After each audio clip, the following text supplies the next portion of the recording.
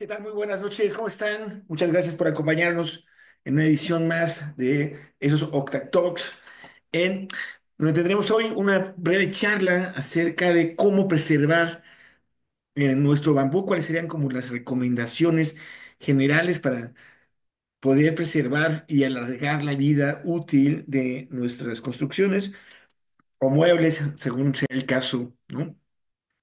Que estemos ocupando. Va a ser una charla breve. Vamos a darle inicio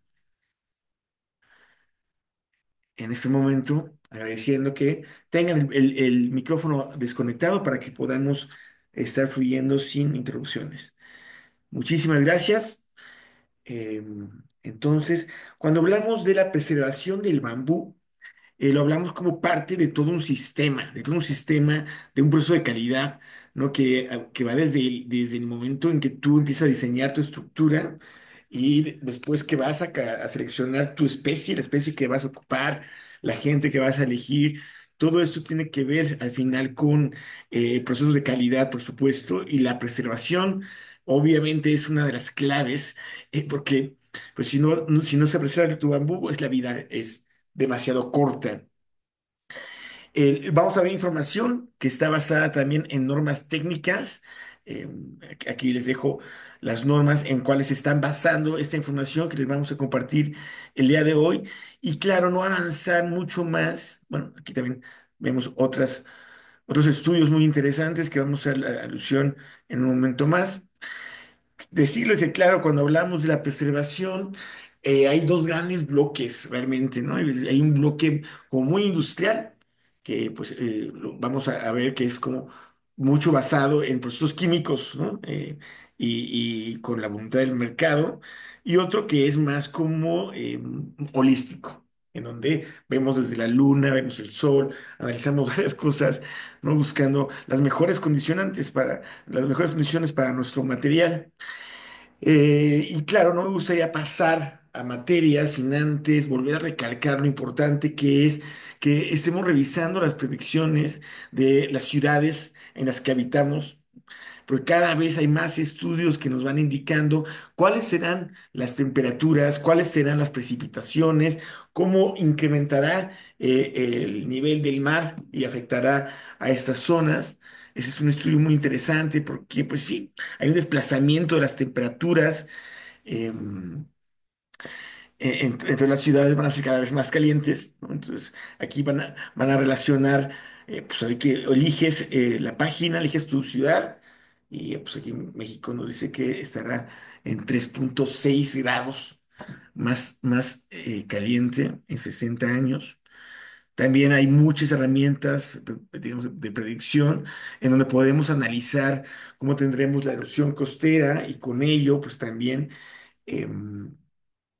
el incremento en el nivel del mar, cómo estará afectando a muchísimas ciudades costeras, por supuesto, pero también ríos, barrancas, lagunas, pues básicamente todos los cuerpos de agua se van a ver afectados. Entonces, recuerden que todo esto al final lo estamos haciendo para buscar formas de vida posibles y soluciones basadas en la naturaleza.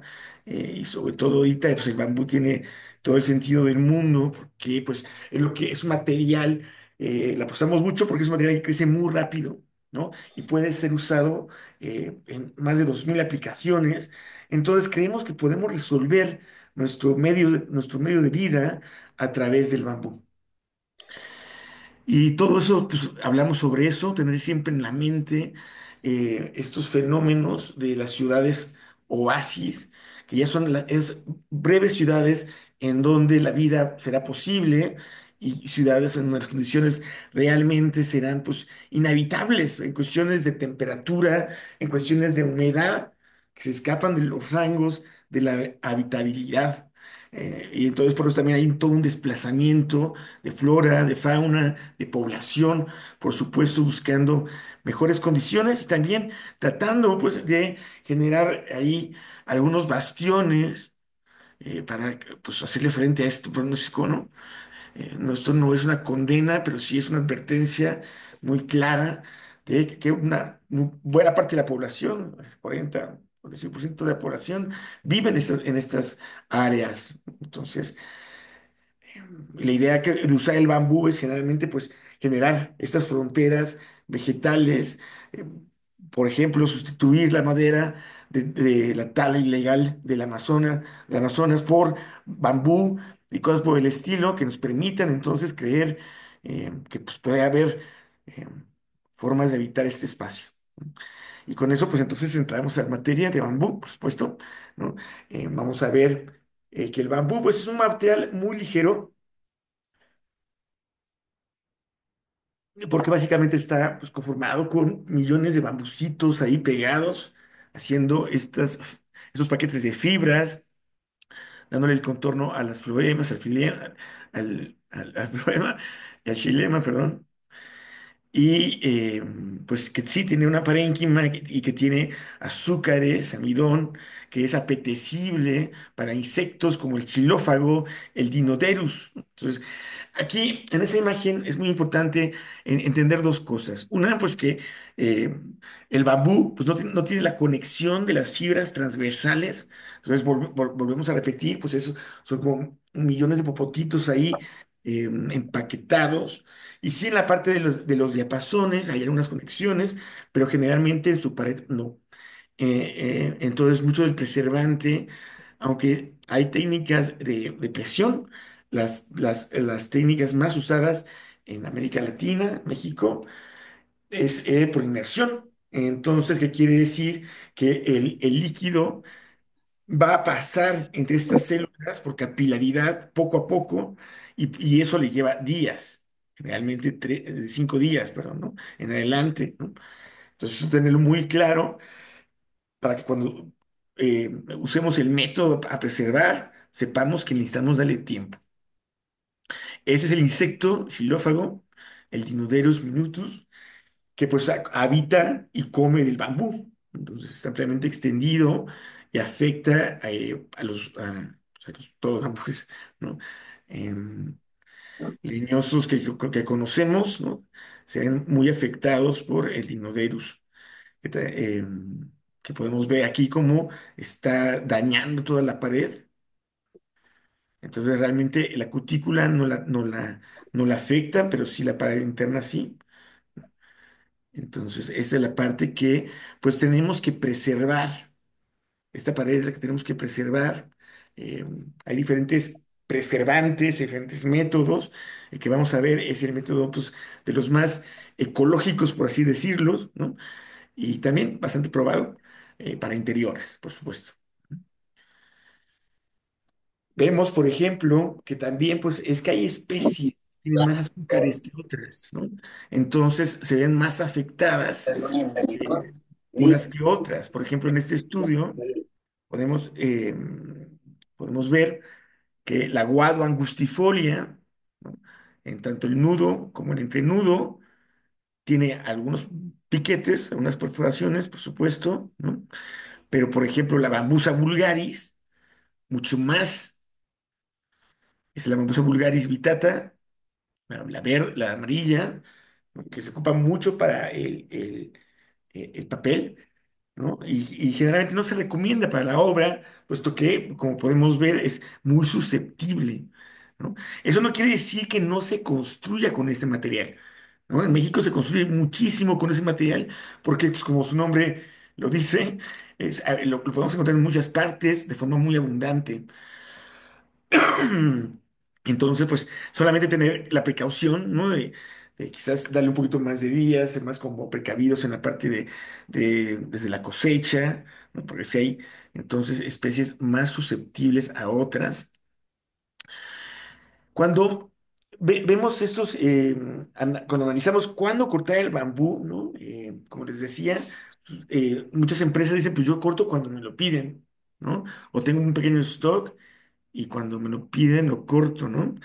Pero también es cierto que hay pues, procesos, digamos, que en el ideal, ¿no? Podríamos pensar que tendríamos que revisarlo a nivel, pues, anual, el corte del bambú, porque desde el mismo crecimiento del bambú, el brote, por ejemplo, ¿no? Que es en ciertos momentos, y en otros momentos la planta está más retraída, que es donde es mejor el corte, ¿no? Normalmente estos momentos es en épocas de secas, en épocas de fríos, ¿no? Eh, entonces ahí cuando el bambú está más retraído, no está produciendo mucho, y es ahí donde se recomienda, digamos, en esta parte holística, hacer este corte.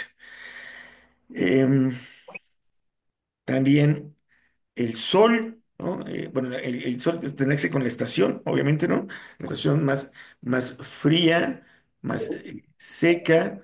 También, eh, aunque no hay estudios contundentes que respalden esto, la tradición te recomienda cortar también con la luna, encontrar un cuarto menguante y cortar todo este bambú con esa luna, ¿no? Entonces tienes del mes, digamos, más seco y más frío, tienes unos días muy particulares para hacer el corte del bambú.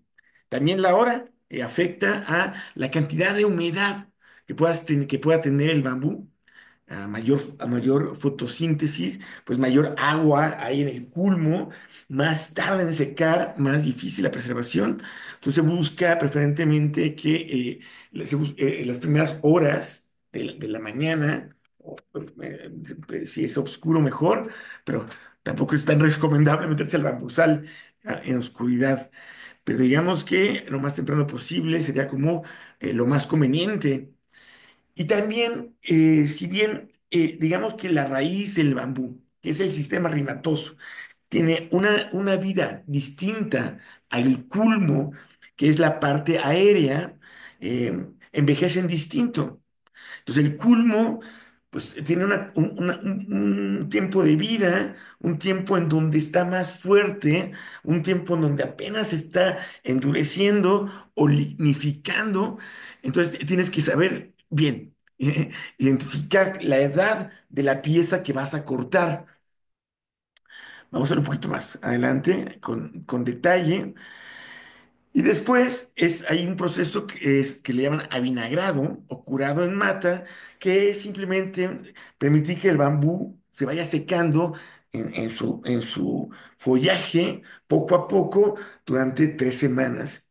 Ese proceso, aparte del secado, también se crea un pequeño repelente natural, ¿no? Vean, ese es un bambusal, ¿no?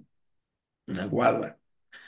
Que aquí la verdad es que cuando llegamos nosotros a cortar, no teníamos ni idea que bambú es cortar, ¿no? Eh, Porque pues, ni siquiera sabíamos que el bambú no es una madera, ¿no? Sino es un pasto, entonces crece como pasto y no como madera.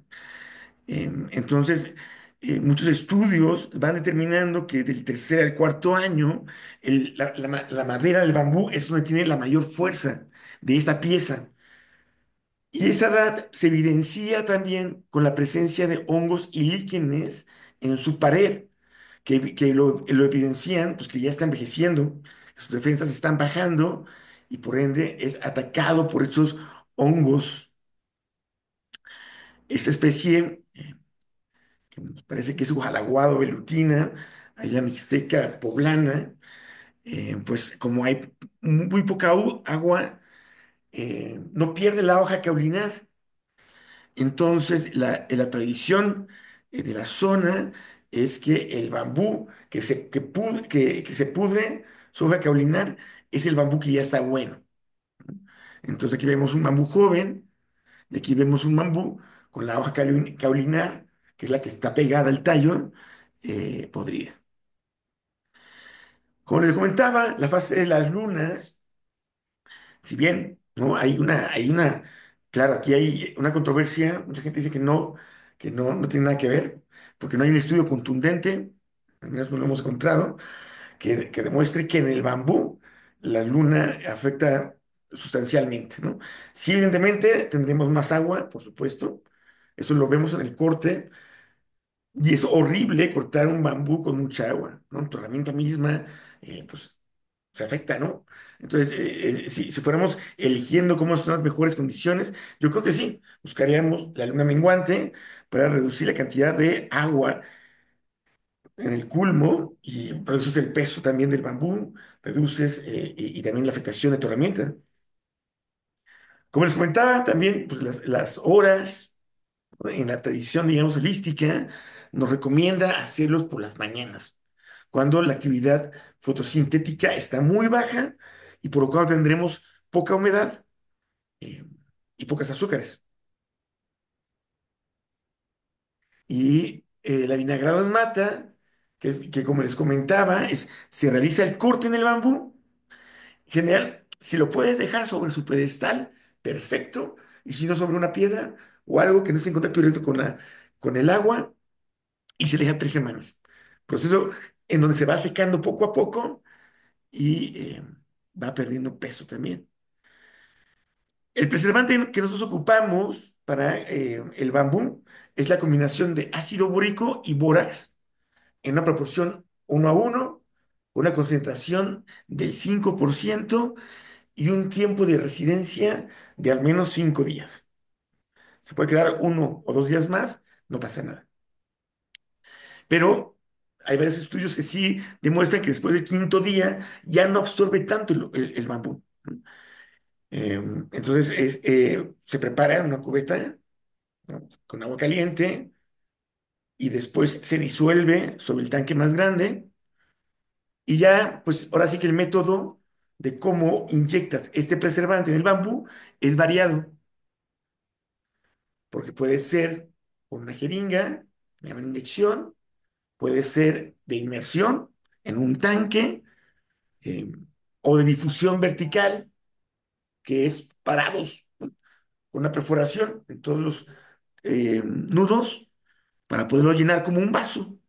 Y de este lado tenemos el Boucherin, que es a presión.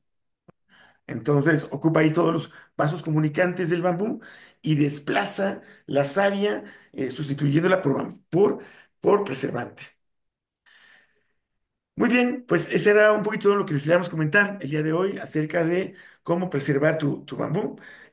Si tienen alguna duda o comentario, aquí estamos atentos. Recuerden que constantemente estamos dando esas charlas y que tenemos también algunos talleres de capacitación agendados para Querétaro y para Zacatelco. Las sales normalmente mira, hay una pregunta aquí de, de Juan que nos pregunta, ¿en dónde se compran las sales? Pues hay varias agroquímicas, ¿no?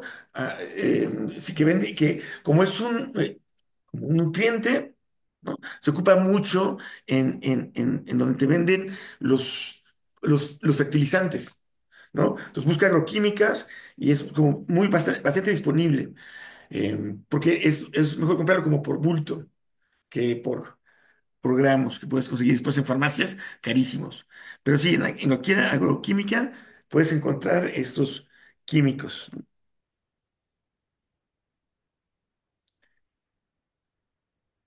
Muy bien, excelente, perfecto. A ver, creo que hay una preguntita más.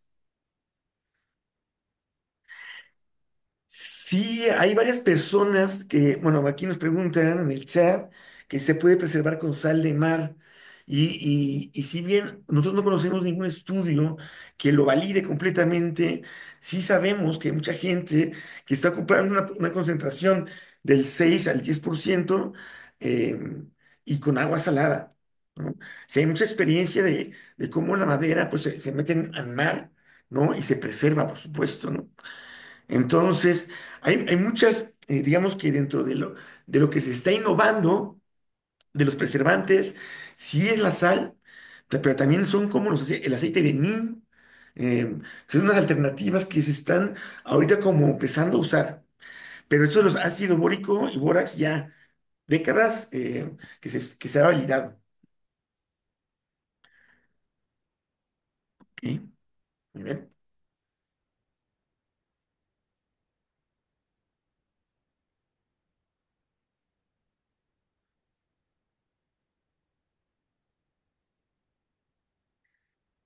Híjole, la verdad es que bueno, nosotros probamos varios métodos.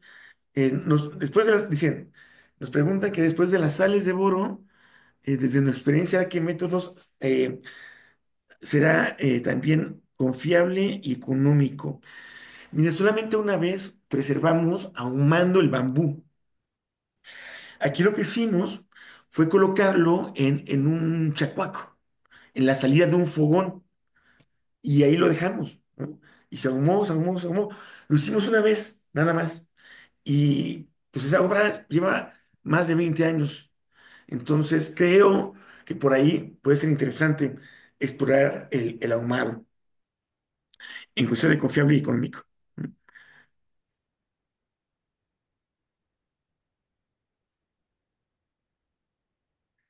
¿Qué tiempo es el idóneo para hacer el lateado una vez cortado el bambú si antes se preserva? Muy buena pregunta, es una pregunta de más de detalle, pero muy buena, porque es muy importante entender para qué vas a usar el bambú. Entonces, si tú vas a usarlo para planchado, para reglilla, para culmo, lo debes saber desde que vas a cortarlo, porque lo mejor es hacer el planchado y la reglilla ahí mismo. Entonces, y en verde, lo más verde posible, porque entre más se seca, pues más se endurece y después se preserva. Porque sí hemos tenido personas que nos comparten que ellos preservan y luego abren, pero al abrir exponen, y entonces como quedaría muy expuesto. La idea sí sería, si vas a hacer reglillas, reglillas y luego las preservas, si vas a hacer planchados, igual, planchado y luego preservas. ¿Ok? Creo que ya no hay ninguna otra pregunta más. Estamos por cerrar. Pues nuevamente les agradecemos muchísimo su atención. Regálanos un like, síganos. Tenemos un canal en YouTube en donde compartimos estas charlas, por si la quieren ver después con más calmita y ver los estudios y ponerle pausa y todo eso. ¿De acuerdo? Muy bien. Pues muchas gracias por acompañarnos y nos estamos viendo en el próximo Octa Talks. Saludos a todos.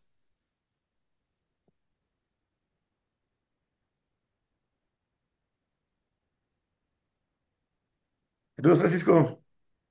Bonita Jalapa.